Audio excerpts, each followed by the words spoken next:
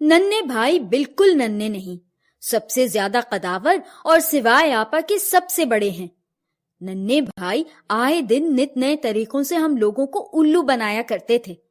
ایک دن کہنے لگے، چمڑا کھاؤ گی؟ ہیں؟ ہم نے کہا، ارے ہم کہہ رہے ہیں چمڑا کھاؤ گی؟ ہم نے کہا، نہیں تھو، ہم تو چمڑا نہیں کھاتے۔ مت کھاؤ۔ یہ کہہ کر چمڑے کا ایک ٹکڑا منہ میں رکھ لیا اور مزے مزے سے کھانے لگے۔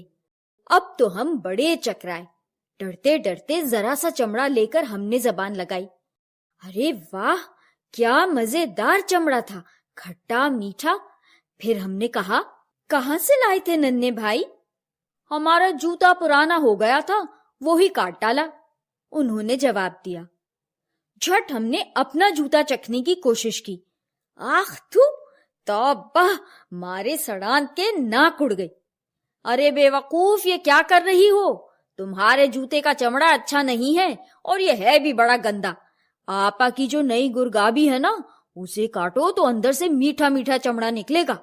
اور بس اس دن سے ہم نے گرگابی کو گلاب جامن سمجھ کر تاڑنا شروع کر دیا۔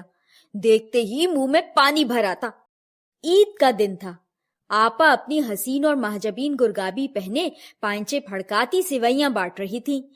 آپا ظہر کی نماز پڑھنے جوں ہی کھڑی ہوئیں، ننھے بھائی نے ہمیں اشارہ کیا۔ اب موقع ہے، آپا نیت نہیں توڑ سکیں گی بس۔ مگر کاٹیں گے کاہے سے ننھے بھائی؟ آپا کی صندوقچی میں سے سلما ستارہ کاٹنے کی قینچی نکال لاؤ۔ ہم نے جوں ہی گرگابی کا بھورا ملائم چمڑا کاٹ کر اپنے منہ میں رکھا، ہمارے سر پر 200 چپلیں جھپٹ پڑی۔ پہلے تو آپا نے ہماری اچھی طرح کندی کی، پھر پوچھا، یہ کیا کر رہی ہے؟ کھا رہے ہیں، ہم نے کہا۔ یہ کہنا تھا کہ سارا گھر ہمارے پیچھے ہاتھ دھو کر پڑ گیا۔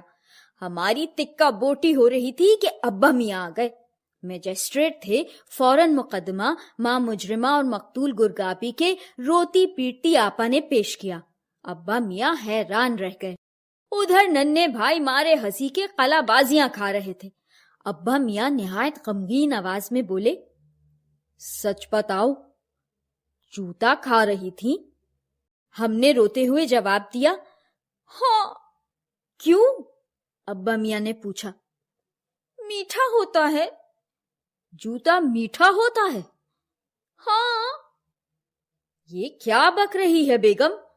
انہوں نے فکر مند ہو کر اماں کی طرف دیکھا۔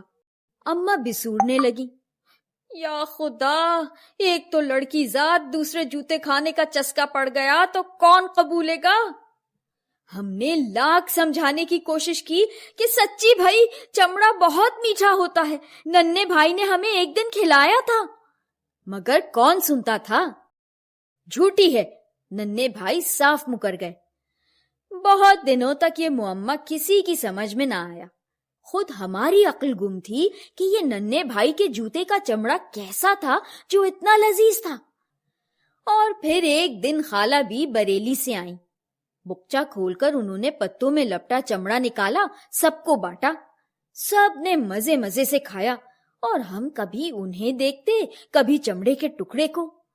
تب ہمیں معلوم ہوا کہ جسے ہم چمڑا سمجھتے تھے وہ آم رس تھا، اور کسی ظالم نے آم کے رس کو سکھا کر لال چمڑے کی شکل کی یہ ناہنجار مٹھائی بنا کر